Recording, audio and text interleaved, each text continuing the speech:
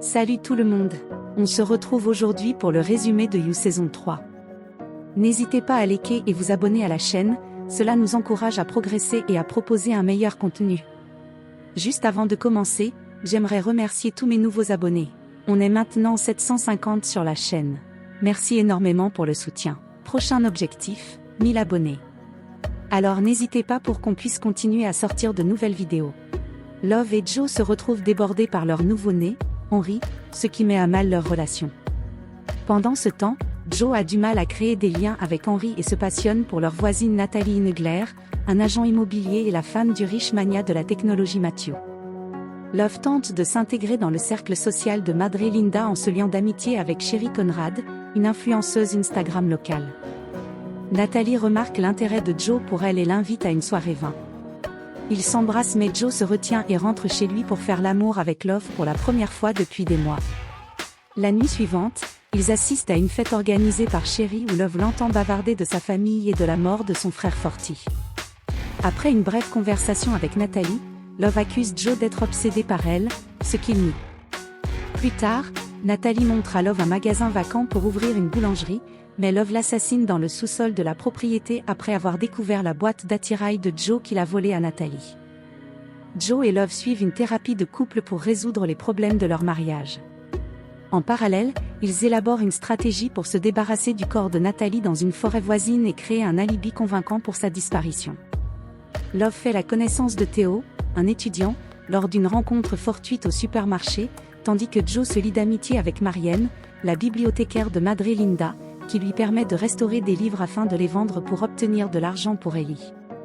Après avoir découvert, lors de l'anniversaire des enfants des Conrad, que les résidents de Madre Linda portent tous sur leur bague un biocapteur mis au point par Matthew, Joe et Love exhument le corps de Natalie, enlèvent son alliance et l'enterrent sous les fondations d'un chantier de construction. Les deux se réconcilient ensuite et font le vœu de ne plus commettre de meurtre. Love ouvre sa boulangerie à Fresh Start, sous laquelle elle et Joe construisent une nouvelle cage en plexiglas, et découvre plus tard que Theo est le beau-fils de Matthew. Alors que la disparition de Natalie attire l'attention des médias, Joe et Love décident de faire accuser Matthew de son meurtre en plaçant l'écharpe tachée de sang de Natalie chez lui. Henry contracte la rougeole et est transporté d'urgence à l'hôpital. En s'introduisant chez les Angler, Joe découvre qu'il a lui aussi la rougeole et s'effondre. Matthew le soigne et Joe lui suggère de faire une déclaration à la presse pour se disculper, ce que Matthew fait lors d'une veillée pour Natalie. Theo commence à flirter avec Love, qui refuse ses avances, bien que les deux se rapprochent plus tard à l'hôpital en évoquant la relation tendue de Theo avec son beau-père. Dottie révèle qu'elle et le père de Love sont en train de divorcer, ce qui met en péril les finances de la famille. Alors qu'Henry se remet, Joe et Love décident de ne pas faire porter le chapeau à Matthew et brûlent le foulard. La police retrouve l'alliance de Natalie. Le lendemain, Gilles, un voisin, révèle à Love que ses filles, qu'il a refusé de faire vacciner, ont donné la rougeole à Henry. Furieuse, Love le matraque jusqu'à ce qu'il perde connaissance. Love et Joe enferment Gilles dans la chambre forte en plexiglas du sous-sol de la boulangerie. Réalisant qu'ils ne peuvent le libérer sans l'assurance qu'il ne dénoncera pas l'agression, Joe et Love cherchent des informations incriminantes qu'ils peuvent utiliser comme moyen de pression pour obtenir son silence. Love découvre par l'intermédiaire du détective privé de sa famille que le fils de Gilles est un prédateur sexuel qu'il relie à une récente agression sur un campus universitaire. Gilles, dégoûté d'apprendre que son fils a poursuivi son comportement abusif, se pend dans la cage.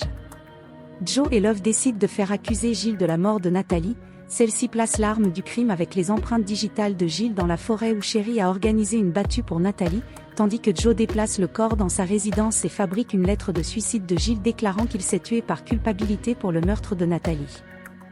La ruse fonctionne et 6 mois s'écoulent dans une paix relative. Theo embrasse Love après une conversation sincère, tandis que Joe commence à être obsédé par Marianne. Le thérapeute de Love et Joe suggère à ce dernier de se faire de nouveaux amis. Il accepte donc de partir à une retraite de chasse avec Carrie, le mari de Sherry, un gourou de l'amélioration personnelle et ses amis. Avant la retraite, Joe découvre que Love a payé les trajets en Uber de Theo et la confronte. Cette dernière dit que Theo n'a personne pour s'occuper de lui et avoue qu'il l'avait embrassé à la boulangerie. Pendant la retraite, Carrie entraîne Joe dans une chasse nocturne et le provoque à se battre contre lui. Joe pousse Carrie du haut d'une falaise, l'assommant. Ensuite, il le ramène inconscient au camp, où il se réveille et déclare qu'il a aidé Joe à trouver sa force intérieure. Joe pleure de façon cathartique et embrasse ses nouveaux amis. Pendant ce temps, Theo appelle Love depuis le poste de police après avoir été arrêté pour avoir conduit une trottinette électrique en état d'ébriété. Les deux conduisent la trottinette ensemble et finissent par coucher ensemble. Dottie réalise ce que Love a fait après être rentrée chez elle, et Love décide de couper les ponts avec Theo. Plus tard, Joe déclenche l'alarme de la boulangerie afin de se donner un alibi pour quitter la maison et traquer Marianne. Joe commence à fouiller dans la vie privée de Marianne et découvre qu'elle est une toxicomane en voie de guérison, et qu'elle est au milieu d'une bataille acharnée pour la garde de sa fille avec son ex-mari Ryan Goodwin, un journaliste local. Il intervient ensuite dans une dispute entre Ryan et Marianne à la bibliothèque, mais celle-ci le réprimande.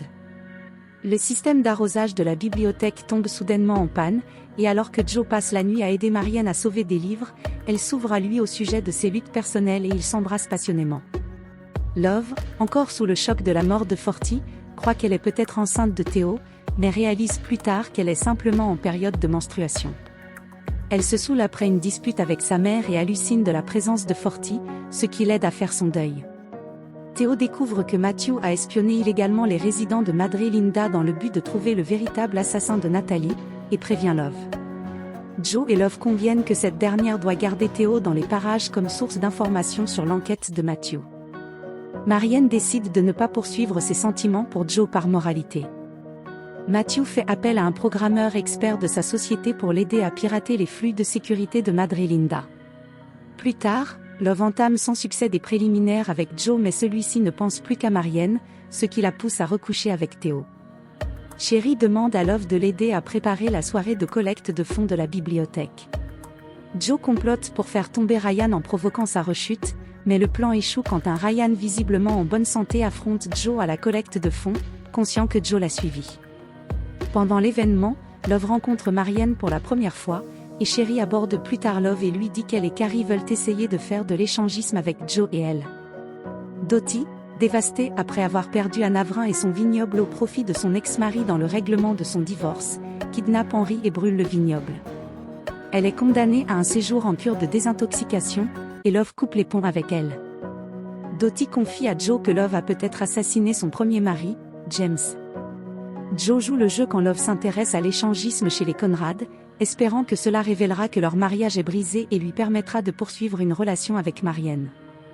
À la demande de cette dernière, Joe témoigne lors de l'audience pour la garde de sa fille, mais Marianne appelle ensuite Joe et lui révèle en larmes que Ryan a rendu publiques des photos intimes qu'elle lui avait envoyées dans le but de saboter son affaire.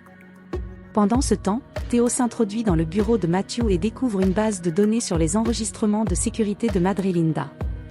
Matthew l'attrape et lui dit qu'il soupçonne Love d'être responsable de la disparition de Natalie. Alors qu'elle couche avec les Conrad, Love remarque que Joe fantasme sur quelqu'un d'autre et le confronte en privé, lui rappelant à voix haute qu'elle a tué Natalie par engagement envers son mariage avec lui.